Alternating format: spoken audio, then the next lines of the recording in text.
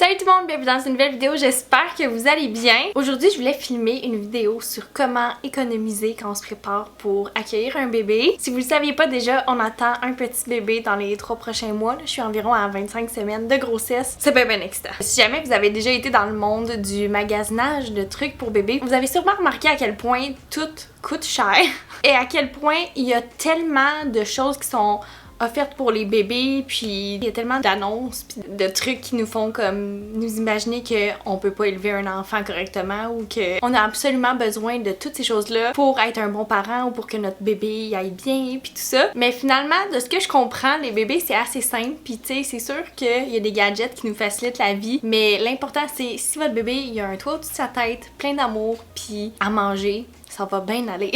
Fait que vu que là, on est dans le processus d'achat, on essaie d'accumuler des trucs tranquillement, pas vite, pour se préparer pour l'arrivée de bébé, je me suis dit que c'était un bon temps pour vous parler un petit peu de mes trucs que j'ai trouvés à date pour économiser de l'argent. Mon premier truc, c'est d'acheter les vêtements pour bébé seconde main. Je pense que vous savez déjà que les vêtements pour bébé, ça leur fait pas longtemps. Ils grandissent tellement vite, c'est tellement triste. Surtout quand ils sont tout petits, tu sais, ils se traînent pas à quatre pattes, tu sais, ça laisse pas vraiment à part comme vomir puis faire caca à travers leur couche. Fait que souvent, les vêtements qui sont seconde main pour bébé, ils ont l'air pratiquement neufs. La première fois que j'ai regardé le coût des vêtements pour bébé neufs, j'étais comme mais voyons donc, c'est donc ben cher. Il y a certaines compagnies qui vendent comme un pyjama à zip pour genre 30$. Tu sais, c'est sûr qu'en moyenne, c'est autour de une dizaine de dollars. Mais quand même, je me dis comment je peux aller à une friperie. Puis il y a certaines friperies que je trouve des trucs neufs que c'est entre 1 et 3$ le pyjama. Fait que, surtout si c'est quelque chose qui fait pas très longtemps, là, je préfère acheter ça seconde main. Dans le même ordre d'idée, mon astuce numéro 2, c'est de trouver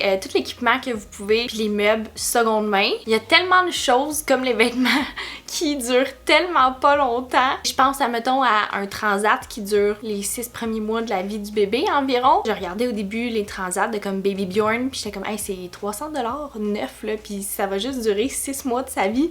Puis encore là, ça c'est s'il l'aime là, parce qu'il y a beaucoup de gens qui disent mon bébé a adoré un transat, ou d'autres personnes c'est comme mon bébé a détesté ça. Fait que je suis comme est-ce que je suis prête à bargainer que je vais mettre 300$ sur quelque chose qui de 1 va pas durer longtemps et de 2 que mon bébé va potentiellement pas aimer. Facebook Marketplace là, ça devient vraiment votre meilleur ami. Je trouve que c'est tellement bien monté, c'est facile de mettre des alertes de recherche pour des mots en particulier de choses qu'on recherche. C'est facile d'entrer en contact avec les personnes. Puis à date sur Marketplace, on a trouvé sa commode pour sa chambre, sa bassinette, son matelas pour la bassinette, une chaise berçante à donner qui est en parfait état, parfaite condition là, super belle. Je comprends pas. C'est ma belle-sœur qui m'a envoyé le lien. Ça faisait comme 15 minutes qu'il était affiché, t'es comme ça pourrait peut-être t'intéresser. Puis j'étais comme oui, en effet. J'ai trouvé un transat, un petit coulou pour l'hiver pour mettre sur la coquille, un stérilisateur, un swaddle, un humidificateur pour la chambre, un petit tabouret pour mettre comme déco dans sa chambre, puis la barrière pour les marches pour bébé. Fait qu'à date, j'ai tout trouvé ça sur Marketplace à vraiment petit prix. Fait que je suis vraiment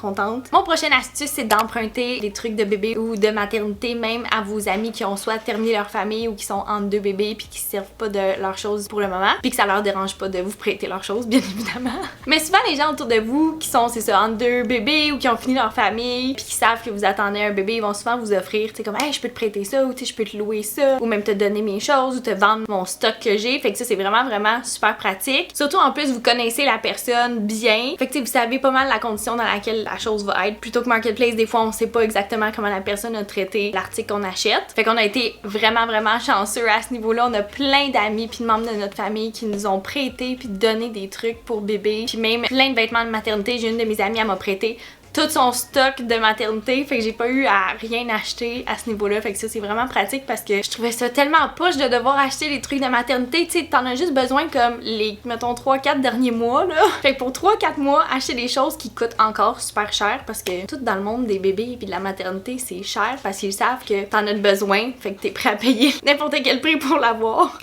Je suis tellement à bout de souffle, là. Seigneur. Par rapport aux vêtements de maternité, un truc que j'essaie de faire le plus possible, c'est quand je vais à la friperie pour acheter des vêtements, pour moi, j'essaie d'acheter des vêtements que je vais pouvoir reporter après la grossesse. Fait que tu sais, là, j'essaie d'acheter comme des gros t-shirts, des camisoles qui vont me faire, des robes. Tu sais, comme ça, c'est une robe que je vais pouvoir porter par après, mais qui est comme lousse au niveau du ventre. Des choses que je vais pouvoir reporter par après qui va pas être comme perdu ou juste utiliser quelques mois seulement. Une autre petite astuce, si jamais vous êtes comme manuel ou bricoleur ou tu sais que vous voulez juste faire un petit quelque chose de significatif pour votre enfant, c'est c'est de faire des DIY, des choses faites à la main. Je suis pas la personne la plus manuelle au monde, mais j'ai réussi à faire un petit mobile pour bébé. Puis je suis vraiment contente du résultat. Honnêtement, ça a tourné 100 fois plus beau que ce que je pensais que j'allais réussir à faire. Fait que je suis vraiment contente pour ça. Vous pouvez faire plein d'affaires là. J'ai des amis qui sont super manuels puis créatifs, qui font des petites bottes puis des petits outfits pour leur bébé, les tucs, qui font même les couvertures d'allaitement ou les couvertures qui vont par-dessus la coquille. Pour les choses que vous voulez acheter neuf ou que vous n'êtes pas capable de trouver seconde main ou de vous faire prêter ou donner, mon truc c'est vraiment d'être patient et d'attendre les soldes.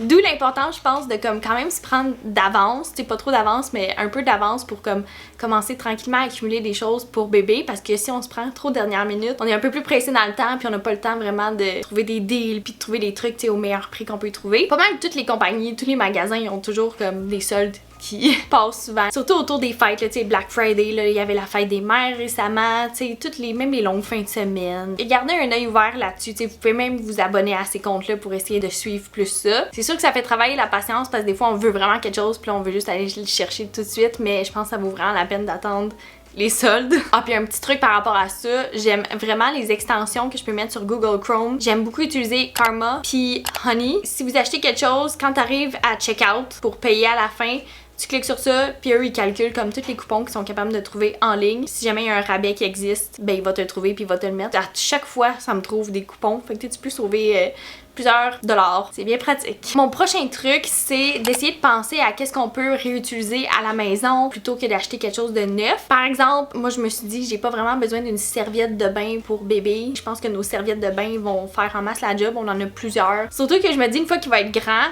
je sais pas qu'est-ce que je vais faire d'une mini serviette de bain, puis j'ai ça avoir des choses qui servent à rien dans ma maison, puis nos serviettes de bain fonctionnent très bien.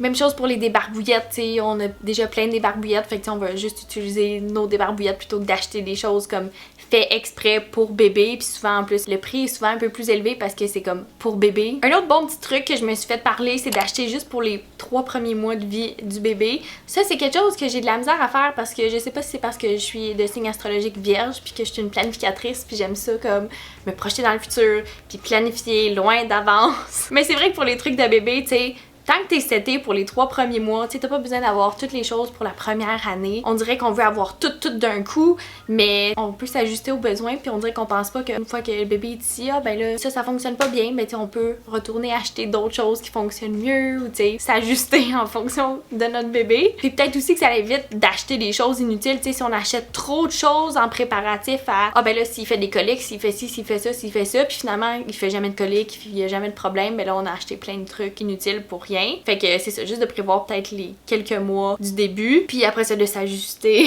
Mon dernier truc, c'est d'être minimaliste, puis vraiment de penser puis de réfléchir à qu'est-ce que vous avez vraiment de besoin, qu'est-ce qui fit avec vous puis votre famille, puis dans votre style de vie, dans votre maison, dans votre espace. Parce que je sais pas pour vous, mais il y a tellement de vidéos que j'écoute des fois sur YouTube que c'est comme les essentiels pour bébé, vous ne pouvez pas vivre sans ça. Puis des fois je suis comme oh mon dieu, j'ai clairement pas besoin de ça là, ou tu sais ça rentre pas dans mon espace. Bref, des choses que je considère pas qui sont essentielles pour nous. Mais encore une fois là, c'est super comme unique à chaque personne, à chaque famille. J'aimerais ça justement filmer une vidéo prochainement sur des articles populaires pour bébé qu'on compte pas acheter pour notre enfant. Fait que si jamais c'est quelque chose qui pourrait vous intéresser, dites-moi là en commentaire en bas. Donc c'est pas mal ça pour ma petite vidéo. J'espère que si vous êtes en train de prévoir justement pour l'arrivée d'un bébé, que ça vous a été un petit peu utile ou au moins intéressant à écouter. Donc sur ce, je vous aime beaucoup puis on se revoit dans une prochaine vidéo. Bye!